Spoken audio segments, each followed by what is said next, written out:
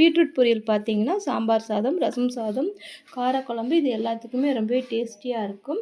And even chapati and parotta கூட ரொம்பவே நல்லா ஹெல்த்தியானது ஒன்று.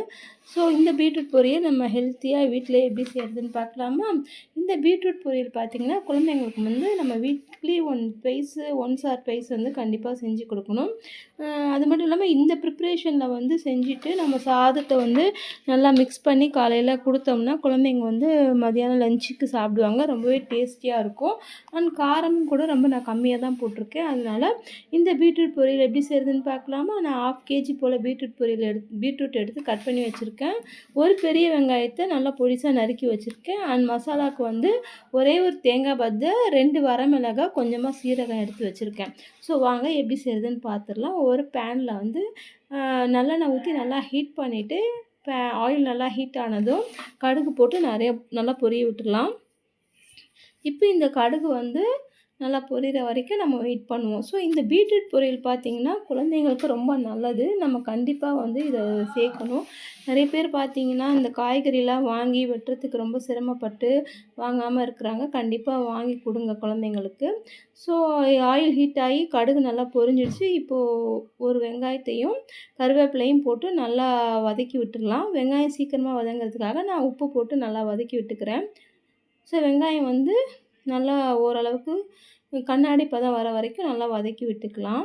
இந்த பீட்ரூட் பொரியல் வந்து குழந்தைங்களுக்கு ரொம்ப நல்லது. ஸோ நம்ம வந்து வீக்லி வந்து ஒன்ஸ் ஆர் ட்வைஸ் வந்து பிள்ளைங்களுக்கு நம்ம செஞ்சு கொடுக்கணும்.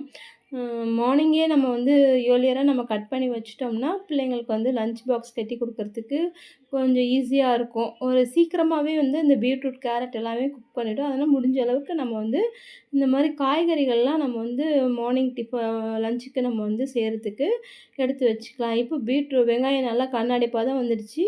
அது கூட வந்து நம்ம கட் பண்ணி வச்சுருக்க பீட்ரூட்டை சேர்த்து நல்லா வதக்கி விட்டுக்கலாம். இதுக்கு மசாலா ப்ரிப்பேர் பண்ணுறேன்.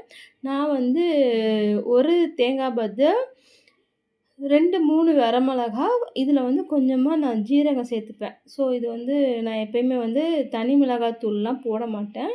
எல்லா காய்கறிகளுக்குமே இந்த மசாலா தான் அரைச்சி ஊற்றுவேன். பீட்ரூட் பாருங்கள் நல்லா வதங்கி வந்துடுச்சு. ஸோ இந்த ஸ்டேஜில் வந்து நம்ம இந்த தேங்காய், வரமிளகா, சீரகத்தை நல்லா பேஸ்ட்டாக அரைச்சிட்டு இதில் சேர்த்து நல்லா கொதிக்க விட்டுடலாம். இந்த தண்ணியெல்லாம் வற்றி நல்லா வந்து வற்றி வரும்போது எண்ணெய்லாம் பிரிஞ்சு வரும். ஸோ அதுதான் கரெக்டான கன்சிஸ்டன்சி. இப்போ பாருங்கள் பீட்ரூட் வந்து நல்லா வதங்கி வந்துருச்சு. அவ்வளோதான், நல்லா வெந்துருச்சு பீட்ரூட்டு.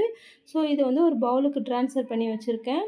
பாருங்கள் ரொம்பவே சீக்கிரமாக நம்ம பீட்ரூட், வெங்காயம்லாம் கட் பண்ணி வச்சுருந்தோம்னா சக்குன்னு ஒரு 3 மினிட்ஸ்லேயே நம்ம செஞ்சிடலாம். ஸோ இந்த பீட்ரூட் பொரியலை நீங்களும் வீட்டில் செஞ்சு பார்த்துட்டு கண்டிப்பாக வந்து உங்கள் ஃபீட்பேக்கை வந்து கமெண்ட்டில் சொல்லுங்கள். மறக்காமல் என்னோடய சேனல் பிடிச்சிருந்தா சப்ஸ்கிரைப் பண்ணிக்கோங்க. அப்படியே ஒரு லைக் கொடுத்துருங்க. பக்கத்தில் இருக்க பெல் ஐக்கானையும் கிளிக் பண்ணி வச்சுக்கோங்க. அப்போ தான் நான் போடுற வீடியோனுடைய நோட்டிஃபிகேஷன் உங்களுக்கு உடனே வந்து சேரும். கண்டிப்பாக என்னோடய சேனலை சப்ஸ்கிரைப் பண்ணிக்கோங்க. Thank you friends.